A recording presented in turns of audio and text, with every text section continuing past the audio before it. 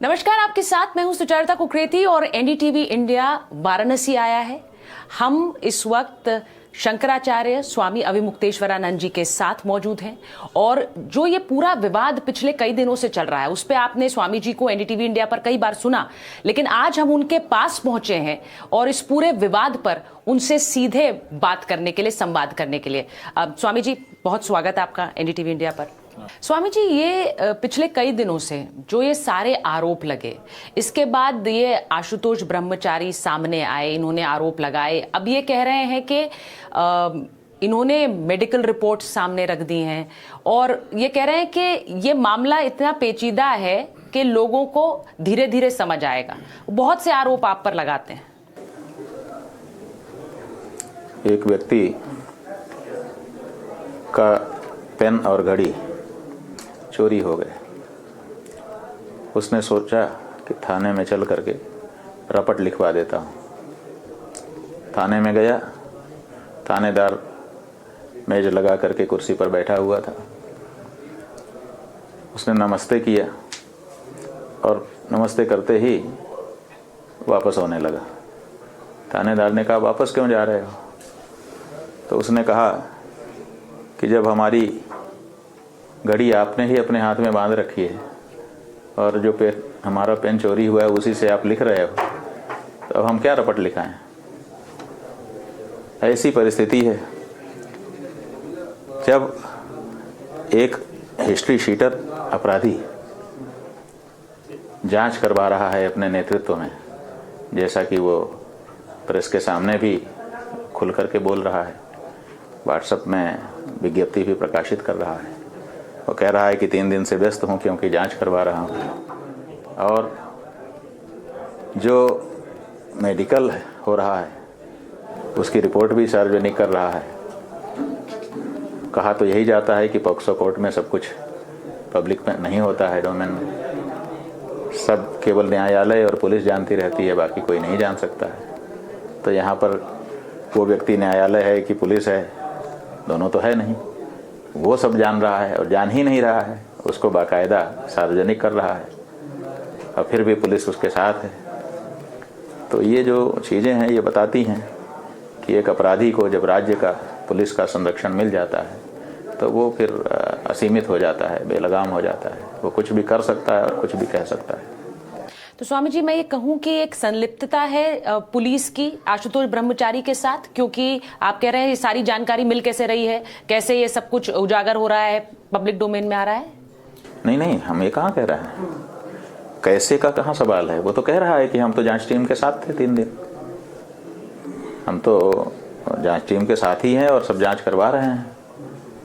जब वो स्वयं इस बात को स्वीकार कर रहा है तो कैसे का कोई प्रश्न नहीं है। वो तो कह रहा है और ओपन होकर के कह रहा है, रिकॉर्डिंग पर कह रहा है, बाकायदा प्रेस वार्ता बुला करके कह रहा है। वो भी जो सर्किट हाउस है, कौन से पीडब्ल्यूडी का या कौन से विभाग का, उसमें बैठ करके कह रहा है। आप बताइए कि पीडब्ल्यूडी का जो सर्किट हाउस है, विश्राम गृह है, वो कोई हिस्ट्री शीटर कैसे बुक कर सकते हैं?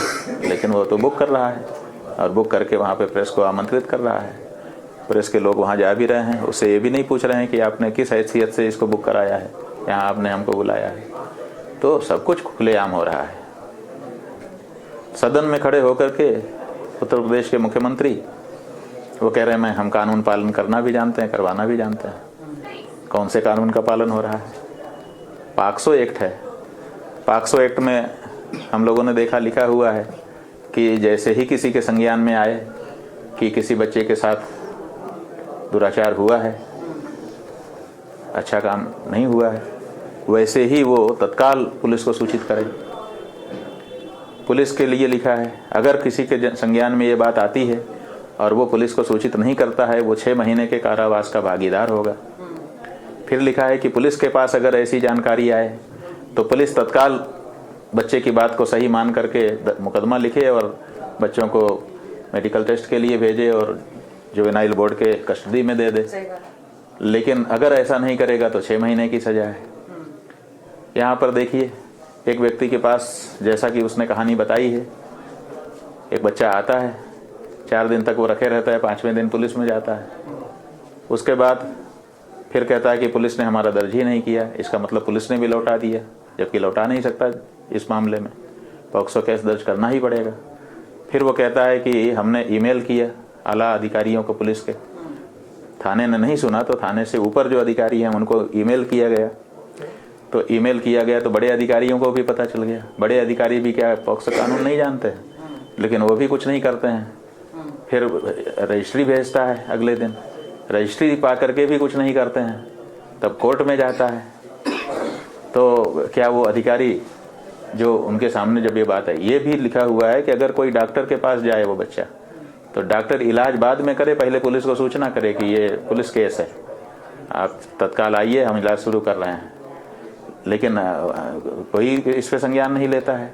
6-6 महीने की सबको सजा है, कहाँ कानून का पालन हो रहा है।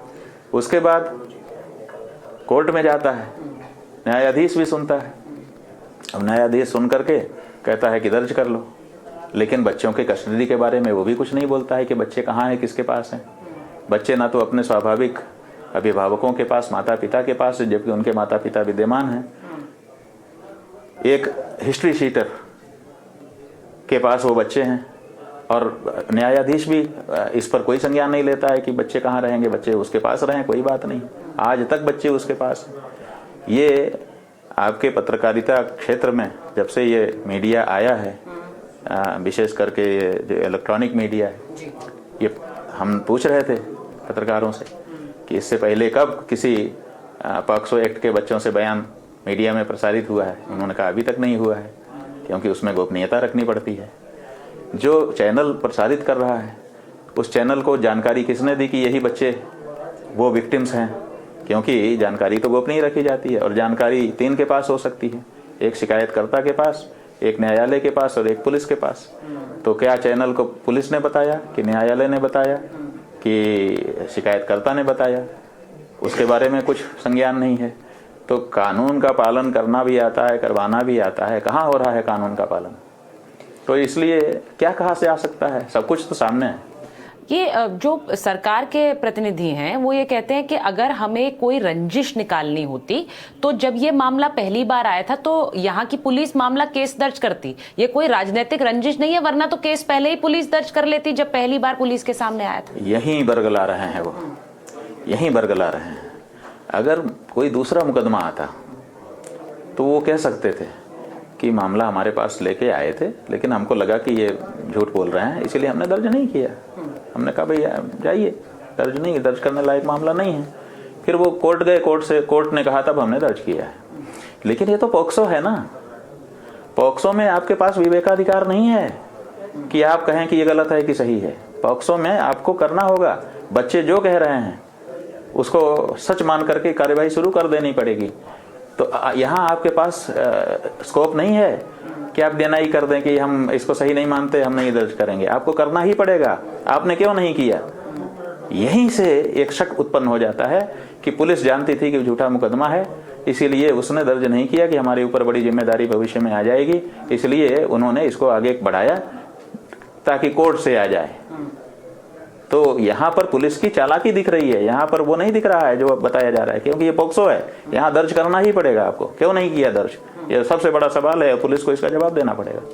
जो इन्होंने जो भी आरोप लगाए स्वामी जी आपके ऊपर, उसमें जो बटुकों को लेकर कई सवाल हैं। अब ये कहा गया, कल एक महिला आई, आप जानते हैं उनके बारे में, आपने बयान भी दिया, भूमिका द्विवेदी, वो कह रही हैं वहाँ उनके आश्रम में तो बटुकों से कोई मिलने ही नहीं दिया जाता, उनके अभिभावक भी उनसे मिल नहीं सकते हैं, ऐसे उन्हें बंद करके रखा जाता है।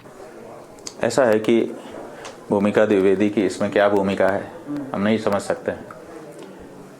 हमारे गुरु परिवार के एक वरिष्ठ सदस्य थे रामशंकर द्विवेदी जी, जो बहुत बड़े विद्वान वकील थे, प्रयाग में मानंद थे। उनके परिवार का नाम लेकर के वो आई थी कि हम उन्हीं के परिवार के हैं। तो हम लोगों ने उनको यहाँ कुछ दिन रह करके काम करने की छूट दी थी। वो कह रही थी कि हम लेखक हैं, काशी के बारे में कुछ लेख लिखना चाहते हैं, तो हम यहाँ रह के लिखना चाहते हैं, मौका दे दीजिए।